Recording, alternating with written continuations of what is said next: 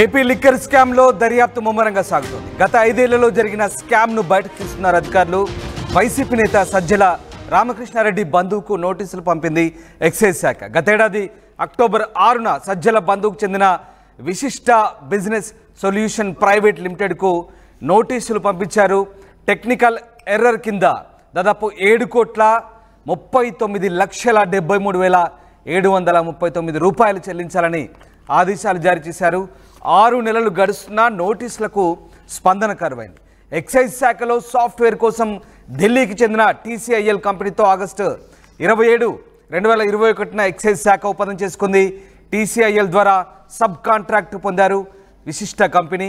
ఒప్పందాన్ని auditor report తప్పుపట్టింది. Excise శాఖలో సజ్జలకు కొందరు సహకరిస్తున్నారంటూ ఆరోపణలు వెల్లువెత్తిన నేపథ్యంలో ప్రస్తుతం ఇక దీనికి సంబంధించి దర్యాప్తు చాలా లోతుగా ముమ్మరంగా సాగుతున్నట్టుగా తెలుస్తోంది.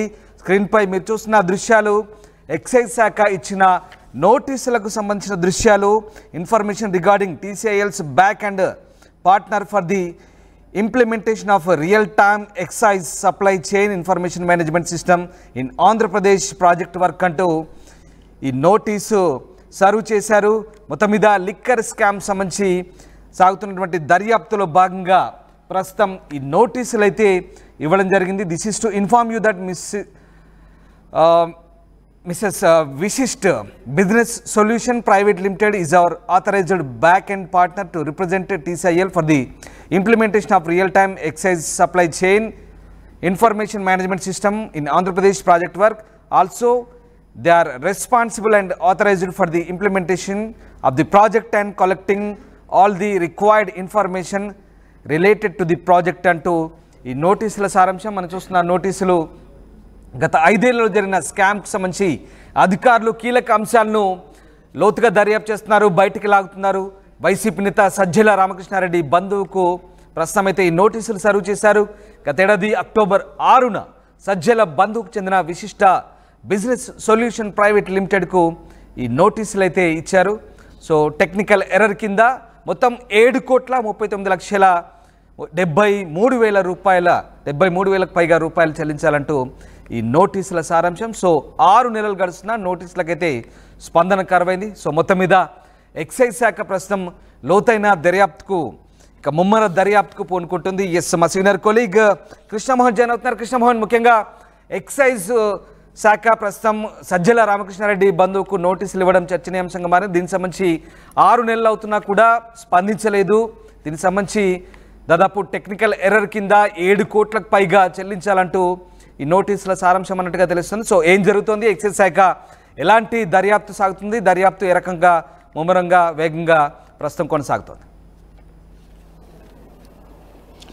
ఎస్ రామ్దాస్, మొత్తం మీద అయితే గత ప్రభుత్వంలో కీలక వ్యవహారాలన్నీ చూస్తున్న వ్యక్తిగా ఉన్న సజ్జల రామకృష్ణారెడ్డి బంధువుకి సంబంధించి ఈ ఆడిటింగ్ రిపోర్టుకి సంబంధించి కావచ్చు, ఎక్సైజ్ శాఖలో జరిగిన కొన్ని అవకతవకలకు సంబంధించి ఈ నేపథ్యంలో ఇప్పుడు దర్యాప్తు చేస్తున్న సిట్టుకి కొన్ని కీలకమైన ఆధారాలు అయితే లభిస్తున్నాయి.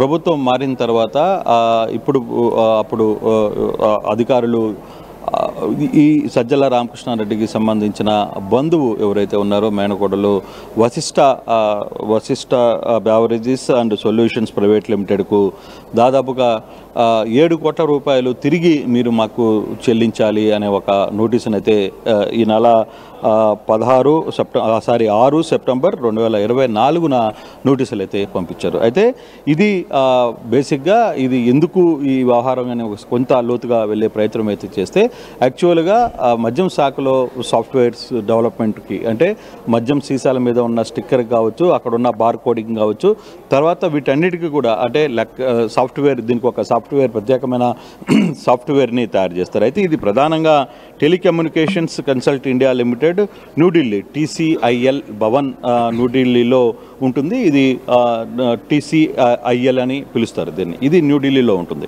దీనికి సంబంధించి ఇది మొత్తం భారతదేశానికి మొత్తానికి సంబంధించి దీనికి సంబంధించి వీళ్ళ దగ్గర నుంచి Vasishta business solution private limited B3 ఇక్కడ మాదాపూర్ హైదరాబాద్లో 5th ఫ్లోర్లో సైబర్ టవర్స్ హైటెక్ సిటీలో ఉన్న ఈ కంపెనీ ప్రధానంగా సజ్జల రామకృష్ణారెడ్డిది అని అధికారులు తేల్చే పనులు అయితే చాలా సీరియస్గా ఉన్నారు. దీనికి సంబంధించి కొంత సాఫ్ట్వేర్కి సంబంధించి ఆ సాఫ్ట్వేర్ కంపెనీకి సంబంధించి వాళ్ళకి ఈ సొల్యూషన్స్కి సంబంధించి సాఫ్ట్వేర్ అప్డేట్స్కి సంబంధించి అలాగే ఆ మద్యం పాలసీలో ఉన్న కొన్ని కీలకమైన పరిణామాలు అక్కడున్న సాఫ్ట్వేరు ఆ మద్యం పాలసీ వ్యవహారాన్ని మొత్తం నడపడానికి అవసరమైన కొంత సాఫ్ట్వేర్ అంతని కూడా ఈ వశిష్ట కన్స్ట్రక్షన్ నుంచి వాళ్ళు పూర్తిగా కూడా అక్కడి నుంచి ఏర్పాటు చేసే పరిస్థితి అయితే ఉంది. అయితే దీంట్లో లీగల్గా ఇచ్చిన నోటీసులో 6 సెప్టెంబర్ 2024 ఇచ్చిన నోటీసులో ఒక కీలకమైన పాయింట్ అయితే ఉంది. దాదాపుగా దీనికి సంబంధించి అర్జెంట్ యాక్షన్స్ రిక్వైర్డ్ అంటే దీంట్లో ఇన్కరెక్ట్ టీసీఎల్ రికవరీ అని చెప్పి దాదాపుగా 2,90,00,000, అలాగే డిస్కవరీ ఇన్ క్రెడిట్ బ్యాలెన్స్ అనేది 2,13,15,00,000, అలాగే ఎంఆర్పి రౌండింగ్ ఆఫ్ ఎర్రర్ అనే దాని మీద 3,25,67,000 రూపాయలు. ఇటు మొత్తం కలిపి 7,39,73,739 రూపాయలు తిరిగి అవుట్స్టాండింగ్ కింద మీరు వెనక్కి కట్టించాలి అనేది ఇక్కడ జరుగుతున్న పరిస్థితి. దీంట్లో immediate correction of all software errors and descriptions mentioned above. అందులో నెక్స్ట్ వచ్చి recovery 7,73,739 from the concerned bar license, including any differential amounts. Submission of the detailed currency action report to APSBCL within 7 working days of the this notice. కానీ ఇది notice ఇచ్చి దాదాపుగా 6 నెలలు కలిసిపోతున్నా దాదాపుగా 6 నెలలు కలుస్తున్నా కనీసం అటువైపు కూడా ఇప్పుడున్న ప్రస్తుతం ఉన్న మద్యం అధికారులు మద్యం శాఖలో కీలకంగా పనిచేస్తున్న కొందరు అధికారులు ఎవరు కూడా దాని జోలికి పోవట్లేదు అనేది ఒక పెద్ద చర్చ జరుగుతోంది. దీని మీద ఆ వ్యవహారాన్ని కూడా సిట్ కొంత విచారణ ఎందుకు 6 నెలలుగా ఈ వ్యవహారంలో అధికారులు ఎందుకు ఈ వ్యవహారం మీద నోటీసులు ఇచ్చి 7 వారాలు గడిచిపోయింది, ఆల్మోస్ట్ ఆల్ 6 నెలలు గడుస్తున్నప్పటికీ కూడా ఎందుకు రెస్పాండ్ కావట్లేదు, వీళ్ళు ఎందుకు పట్టించుకోవట్లేదు అని ఒక చర్చకు కూడా సిట్టు తీసుకుంటున్న పరిస్థితి అయితే ఉంది. ఓవరాల్గా ఈ సబ్జెక్ట్ మాత్రం కొంత ఆడిటింగ్ మొన్న ఆర్టీవీ వరుసగా ప్రసారం చేసిన కథనంలో ఏదైతే ఆడిటింగ్ రిపోర్ట్లో చాలా వాస్తవాలు వెలుగు చూసాయో ఇప్పుడు దానికి లోతైన కొంత ఇన్ఫర్మేషన్ కూడా ఆర్టీవీ చేతిలోకి వస్తున్న పరిస్థితి. సో ఇటువంటి ఇన్ఫర్మేషన్ని ఎవరో కొందరు వ్యక్తులు ఇక్కడ పనిచేస్తున్న వ్యక్తులే దాదాపుగా గతంలో పనిచేసిన గత 5 ఏళ్లలో జరిగిన స్కామ్ కు సంబంధించిన వివరాలు, ముఖ్యంగా ఈ విశిష్ట కంపెనీ టీసీఎల్ తో జరిగిన ఒప్పందాన్ని ఆడిటర్ రిపోర్ట్ తప్పుపడుతోంది. అలాగే ఇక్కడ మరీ ముఖ్యంగా ఇక్కడ అధికారులు కావచ్చు, రాజకీయ నాయకుల ప్రమేయానికి సంబంధించి స్కామ్లో ఇక్కడ ఎక్సైజ్ శాఖ అధికారులు సజ్జల రామకృష్ణారెడ్డి కానీ ఆయన బంధువులకు కానీ సహకరిస్తున్నట్టుగా చాలా కీలక ఆరోపణలు వస్తున్నాయి. సో దీనికి సంబంధించి మరి ఇటు రాజకీయ నాయకుల ప్రమేయంతో పాటు ఎక్సైజ్ శాఖ అధికారుల ప్రమేయానికి సంబంధించి ఎట్లాంటి దర్యాప్తు సాగుతోంది ఈ కేసుకు సంబంధించి?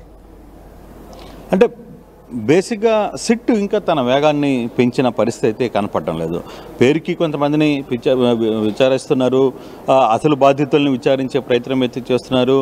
ఆర్టీవీ నుంచి వస్తున్న కథనాల ప్రకారం సిట్ కొంతమందిని పిలిచింది, వాళ్ళు కూడా కొంత సమాచారాన్ని సేకరించే ప్రయత్నం చేస్తున్నారు తప్పితే ఇది పూర్తి స్థాయిలో చాలా సీరియస్గా సిట్ విచారణ జరగట్లేదు అనేది ఈ ఎక్సైజ్ శాఖలో అంతకుముందు ఇబ్బందులు పడ్డ వాళ్ళు కావచ్చు, అక్కడ ఉన్న కొంత ఇన్ఫర్మేషన్ ఇస్తున్న అధికారులు కావచ్చు చాలా క్లియర్గా చెప్తుంది.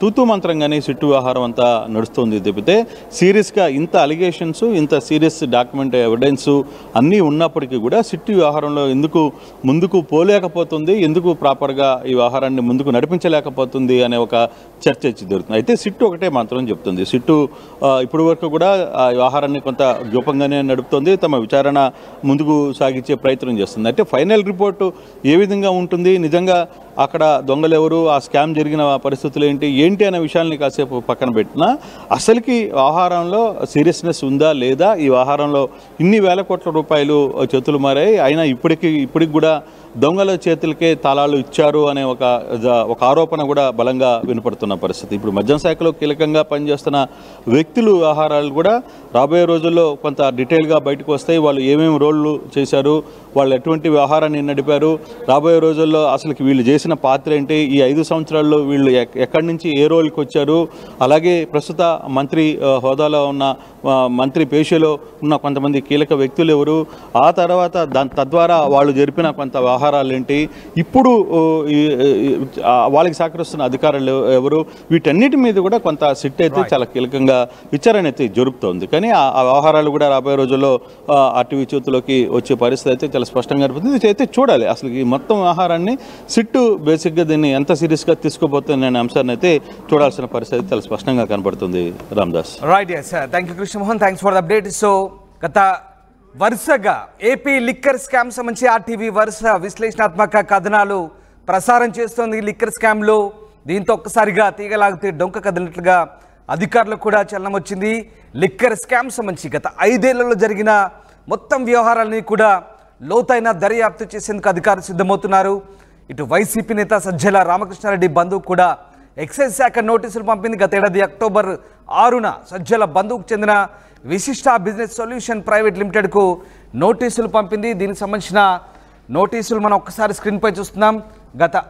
గత ఏడాది ఈ నోటీసులు పంపింది. సో ఆ నోటీసులకు సంబంధించి ఇప్పటి వరకు కూడా ఎలాంటి స్పందన లేదు. విశిష్ట బిజినెస్ సొల్యూషన్ సంబంధించి ఎట్లాంటి రియాక్షన్ కూడా నోటీసులకు సంబంధించి ఇవ్వని పరిస్థితి కనబడుతుంది. సో మొత్తం మీద ఆ సంస్థకు సంబంధించి టెక్నికల్ ఎర్రర్ కింద 7 కోట్లకు పైగా రూపాయలు చెల్లించాలంటూ ఆదేశాలు కూడా వచ్చాయి. సో 6 నెలలైంది, ఇప్పటివరకైతే స్పందన కరువైంది. ఎక్సైజ్ శాఖలో సాఫ్ట్వేర్ కోసం ఢిల్లీకి చెందిన ఓ TCIL అనే కంపెనీతో 2021లో ఎక్సైజ్ శాఖ ఒప్పందం చేసుకుంది. దాని ద్వారా ఈ విశిష్ట అనే కంపెనీ సబ్ కాంట్రాక్ట్ పొందింది. అయితే ఆ ఒప్పందాన్ని ఆడిటర్ రిపోర్ట్ కూడా తప్పట్టిన పరిస్థితి. ఇక అంతేకాదు, ఇక్కడ రాజకీయ నాయకుల ఒత్తిళ్లు, రాజకీయ నాయకుల ప్రమేయంతో పాటు ఎక్సైజ్ శాఖలో ముఖ్యంగా అప్పటి ప్రభుత్వంలో పెద్దలకు అంటే సజ్జలకు ఆయన బంధువులకు కొంతమంది అధికారులు సహకరించారంటూ ఆరోపణలు వస్తున్నాయి. అయితే ప్రస్తుతానికి ఇంకా ఈ సిట్ దర్యాప్తు, అధికారుల ప్రమేయానికి సంబంధించి లోతైన దర్యాప్తు అయితే చేయాల్సిన అవసరం అయితే కనిపిస్తుంది. మరి ముఖ్యంగా ఎక్సైజ్ శాఖలో ఉన్నటువంటి ఇక అవినీతి చేపల భరతం పట్టే అవకాశం కూడా కనిపిస్తోంది. త్వరలోనే అధికారుల ప్రమేయానికి సంబంధించి లోతైన దర్యాప్తు సాగే అవకాశం అయితే కనిపిస్తోంది.